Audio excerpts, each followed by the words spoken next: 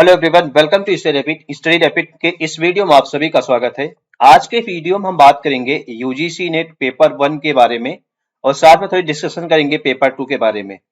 इसमें हम ये देखेंगे कि पेपर 1 का सिलेबस क्या है, एग्जाम पैटर्न क्या है, क्योंकि to become the assistant professor बनने के लिए सबसे पहले पेपर 1 पेपर 2 दोनों क्वालिफाई करना होता है। उसके बाद आप एलिजिबल हो जाते हैं एक असिस्टेंट प्रोफेसर बनने के लिए। तो इसमें हम डिस्कस करेंगे डिटेल में कि पेपर 1 में सिलेबस के कितने टॉपिक्स हैं, कितना टाइम लगेगा और कितने क्वेश्चंस आएंगे, एक क्वेश्चन का मार्क्स कितना होगा, इन सभी के बारे में डिस्कस करेंगे। देखिए, इससे आप सभी जानते हैं जो पेपर है यूजीसी नेट का, वो पेपर ऑनलाइन होता है। एग्जाम पहले ऑफलाइन होता था, लेकिन ये एग्जाम ऑनलाइन होने लगा है। और इसका जो ड्यूरेशन है पेपर का, वो टोटल ड्यूरेशन है 3 घंटे का। यानी 3 घंटे टाइम मिलेगा पेपर 1 और पेपर 2 को कंप्लीट एक साथ में आपको दिया जाएगा। और इसके लिए टोटल टाइम होगा 3 आवर्स। इसमें जो क्वेश्चंस होंगे पेपर 1 में, जो क्वेश्चन होगा वो क्वेश्चन होगा 50 और पेपर 2 में जो क्वेश्चन होगा वो होगा 100। पेपर 1 में क्या होता है, common for the all candidates, ये सभी के लिए होगा एग्जाम पेपर 1। चाहे आप किसी भी सब्जेक्ट से यूजीसी नेट के एग्जाम के लिए प्रिपरेशन कर रहे हैं या एग्जाम अटेंड करने जा रहे हैं, जैसे आपका हिंदी सब्जेक्ट है स्पेसिफिक, या इंग्लिश सब्जेक्ट है, या पॉलिटिकल साइंस है, कोई भी सब्जेक्ट है आपका, उसमें आपको पहला पेपर देना मैंडेटरी है। उसके बाद आपका स्पेसिफिक सब्जेक्ट रिलेटेड जो भी क्वेश्चंस होंगे वो आपको अटेंड करने पड़ेंगे। टोटल जो इसमें सब्जेक्ट्स हैं अप्रोक्सीमेटली 82 सब्जेक्ट्स हैं यूजीसी नेट में, जो कि स्पेसिफिक एग्जाम आपको देना होता है पेपर 2। इसमें जो क्वेश्चंस होंगे वो मल्टीपल चॉइस क्वेश्चंस होंगे, एमसीक्यू लेवल सारे क्वेश्चंस होंगे। 4 ऑप्शंस दिए जाएंगे, एक करेक्ट क्वेश्चन आपको करने पे 2 मार्क्स मिलेगा फॉर द बोथ पेपर्स। दोनों पेपर में क्या होता है, जो आप एक सही करेंगे तो आपको 2 नंबर मिलेगा। इसमें माइनस मार्किंग नहीं है, क्योंकि माइनस मार्किंग दिया गया मार्किंग स्कीम में, आप देख सकते हैं। 2 फॉर द करेक्ट आंसर, एक आप क्वेश्चन सही करते हैं तो आपको 2 मार्क्स मिलेगा। सेम विद द पेपर 2, दोनों में होगा। क्वेश्चन की जो लैंग्वेज होगी इंग्लिश एंड हिंदी होगी। अब हम देख लेते हैं इसमें पेपर के जो सेक्शंस हैं, वो इस सेक्शन से कितने क्वेश्चंस आते हैं। देखिए, इसमें जो टॉपिक्स डिवाइडेड हैं वो टॉपिक आप देख लीजिए। इसमें पहला टॉपिक है टीचिंग एप्टीट्यूड। टीचिंग एप्टीट्यूड से जो क्वेश्चंस आएंगे वो 5 क्वेश्चंस आएंगे, ठीक है। और इसमें जो टोटल मार्क्स होगा 10 मार्क्स होगा। इस तरीके से जो टॉपिक्स, जितने भी टॉपिक्स हैं यूजीसी नेट पेपर 1 में, उन सभी टॉपिक से 5 क्वेश्चंस आएंगे एवरी टॉपिक से, और each questions contains the 2 marks.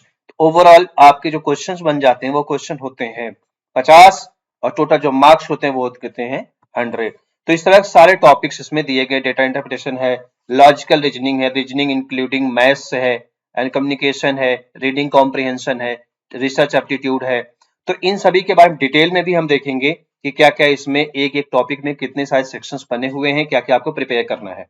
अब हम थोड़ी सी इंफॉर्मेशन देख लेते हैं कि यूजीसी नेट ने जो स्टार्ट किया था 2018 से एक नया पैटर्न। जैसे इससे पहले क्या होता था कि 2 पेपर होते थे, पेपर 1 पेपर 2। पेपर 1 के लिए एक आपको अलग से एग्जाम देना होता था और उसके लिए फिर पेपर 2 के लिए अलग से एग्जाम देना होता था। बट ऐसा नहीं है, दिसंबर 2018 से इन्होंने मर्ज कर दिया है।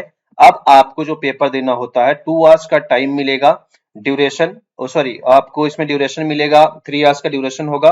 और एक ही साथ NDA has changed the exam pattern and candidates now have to give the both paper in single 3 hours duration. पहले क्या था कि पेपर 1 के लिए 1 घंटे मिलता था और पेपर 2 के लिए 2 आवर्स मिलते थे, लेकिन अब क्या हुआ कि दोनों एक साथ दे देते हैं पेपर। आप 3 घंटे के अंदर पेपर दोनों सॉल्व कीजिए, ठीक है। तो चलिए हम देखते हैं कि पेपर डिटेल में क्या क्या पेपर में दिया गया है, उसके बारे में डिस्कस करते हैं। ये ऑफिशियल नोटिफिकेशन है या ऑफिशियल पीडीएफ अब यूजीसी नेट के लिए जो भी एग्जाम पैटर्न है, एग्जाम का सिलेबस है, जितने टॉपिक्स हैं इसमें, उन सभी के बारे में बात करेंगे पेपर 1 में। ठीक है, पेपर 1 का जो सेक्शन दिया गया, इसमें जो टॉपिक्स, इसका नाम है सब्जेक्ट का general paper on teaching and research aptitude. ये टॉपिक्स का नाम है पेपर 1 का। इसमें कितने सारे सेक्शंस हैं, ईच यूनिट में उन्होंने कहा है 5 क्वेश्चंस आएंगे। Each question contains the 2 marks, यानी कि एक सेक्शन से 10 मार्क्स के क्वेश्चंस आएंगे। तो इस यूनिट में आप देखिए टीचिंग एप्टीट्यूड के अंदर कितने सारे टॉपिक्स हैं। टीचिंग कॉन्सेप्ट है, objectives, level of the teaching, memory and understanding, reflective and requirement, basic requirements, जो भी एक टीचिंग का जो पार्ट होता है उसके बारे में सारे क्वेश्चन रिलेट करते होंगे। लर्नर के लिए है, कैरेक्टरिस्टिक्स है, इससे क्वेश्चंस आएंगे। और factors affecting the teaching related to the teachers, ये भी आएगा। टीचर, लर्नर, सपोर्ट मटेरियल क्या है, इंस्ट्रक्शनल क्या है, फैसिलिटीज क्या है, लर्निंग इन्वायरमेंट एंड इंस्टीट्यूशंस क्या होते हैं, किस तरीके से वर्क करते हैं, एक तरीके से सीडीपी लेवल के जो क्वेश्चंस बनते हैं उसी तरीके से टीचिंग एप्टीट्यूड के सारे क्वेश्चंस बनते हैं। ये ऑफलाइन क्या होता है, ऑनलाइन क्या मेथड क्या है, ये सारी इंफॉर्मेशन इसमें दी गई है टीचिंग एप्टीट्यूड में। अब तो इसमें एक और भी है, टीचिंग सपोर्ट के सिस्टम्स है, क्या ट्रेडिशनल क्या मॉडर्न और आईटीसी बेस्ड क्या है, या इंफॉर्मेशन टेक्नोलॉजी की जो भी लेटेस्ट टेक्नोलॉजी के टीचिंग के मेथड्स हैं उनका क्या रोल है, उनसे क्या बेनिफिट है, फायदे क्या है, उन सभी के बारे में भी आपको इन्फॉर्मेशन रखनी पड़ेगी। इवेल्युएशन सिस्टम क्या है, कि इवेल्युएशन के लिए टीचिंग पढ़ाने के बाद क्या इवेल्युएशन का सिस्टम क्या है, उसके बारे में भी इंफॉर्मेशन इसमें आपको दिया जाएगा। इससे रिलेटेड भी क्वेश्चंस होंगे। कंप्यूटर बेस्ड टेस्टिंग क्या होते हैं, इनोवेशन क्या है, इवेल्युएशन सिस्टम्स क्या है, पूरे इंटायर जो भी टीचिंग एप्टीट्यूड के होते हैं वो सारे टॉपिक्स इसमें कवर किए जाएंगे, उसी टॉपिक से रिलेटेड सारे क्वेश्चंस आएंगे।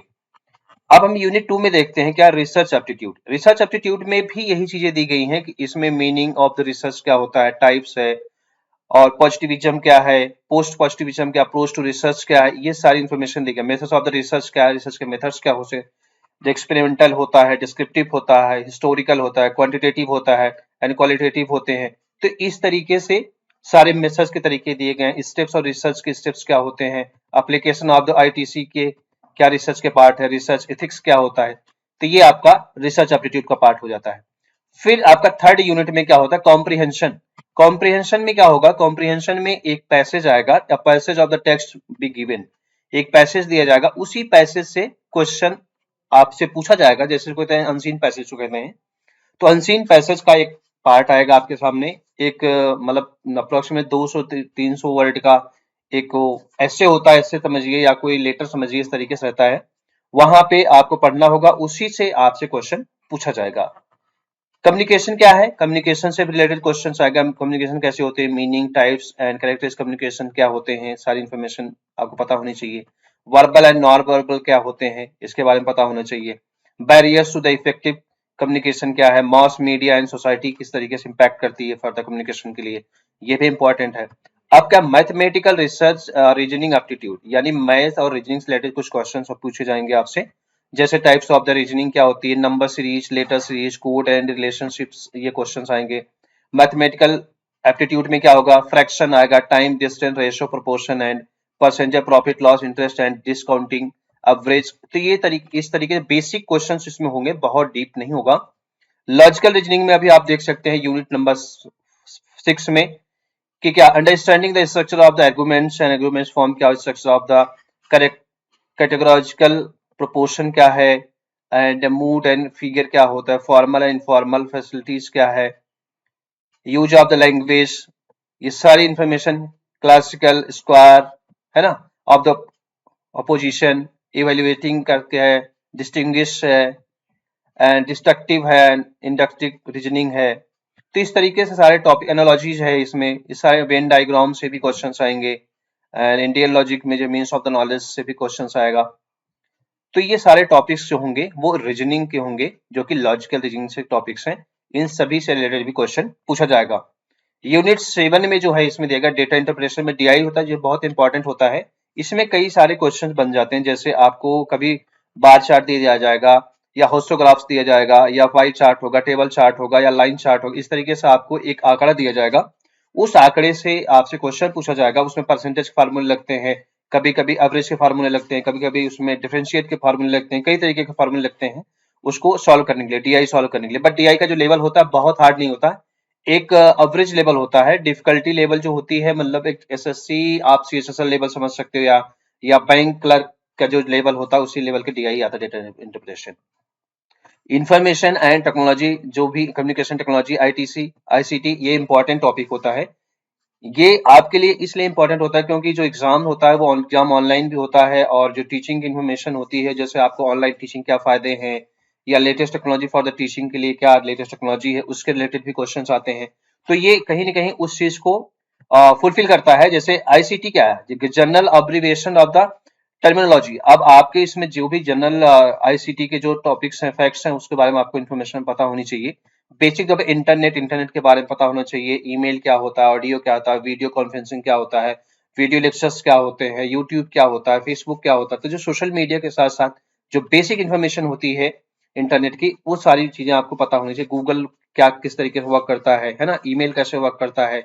और इसके साथ साथ जैसे और भी इसमें टॉपिक्स हो सकते हैं कि आपके जो फुल फॉर्म के होते हैं, जैसे आपका इसमें एक्सेल, पावर पॉइंट होते हैं, है ना, एमएस ऑफिस से रिलेटेड क्वेश्चन, कोई शॉर्टकट कीज पूछ लिया जा सकता है, या digital initiatives and higher education में डिजिटल मीडिया का क्या रोल है, आईसीटी एंड गवर्नेंस क्या क्या रोल है, इस तरीके से भी क्वेश्चन पूछे जाएंगे। अब आता है यूनिट नंबर 9 में क्या होगा, people and development of the end environment. अब इन्वायरमेंट से रिलेटेड भी क्वेश्चन होगा, ह्यूमन बीइंग के, ह्यूमन एंड इन्वायरमेंट का इंटरेक्शन कैसा होता है, यानी एक ह्यूमन बीइंग के लिए जो इन्वायरमेंट होता है वो कितना इंपॉर्टेंट है एग्जाम के पॉइंट ऑफ व्यू से या एक नॉलेज के पॉइंट ऑफ व्यू से, इससे रिलेटेड भी क्वेश्चन आएंगे। इन्वायरमेंटल के इश्यूज क्या हो सकते हैं, लोकल इश्यूज क्या है, रीजनल इश्यूज क्या है, ग्लोबल इश्यूज क्या है, एयर पोल्यूशन क्या है, water pollution, soil pollution, noise pollution, wastage क्या होते हैं, सॉलिड है, लिक्विड है, बायोमेडिकल है, इस इलेक्ट्रॉनिक्स है। तो ये जो वेस्टेज होते हैं जिसको रिसाइकिल करके कहीं और किस तरीके से उसको इम्प्रूव किया जा सकता है, या कोई और नया मटेरियल कैसे बनाया जा सकता है, इससे रिलेटेड भी क्वेश्चन पूछे जाएंगे।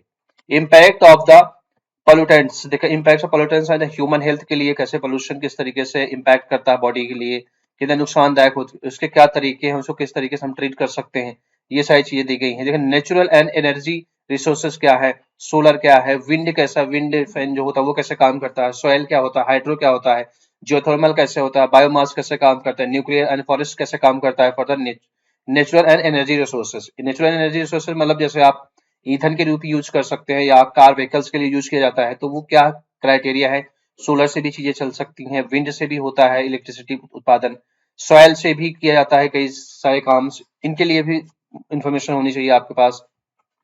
अब उसके बाद टॉपिक है natural hazards of the disaster क्या होते हैं, जो जो नेचुरल कैलामिटी आती है उसके लिए मिटिगेशन क्या है, स्ट्रेटजीज क्या होती हैं। तो नेचुरल और डिजास्टर जो भी चीजें होती हैं तो उसके बारे में इंफॉर्मेशन होनी चाहिए। और एनवायरमेंट प्रोटेक्शन एक्ट क्या है, ये बहुत इंपॉर्टेंट क्वेश्चन बनते हैं इसमें।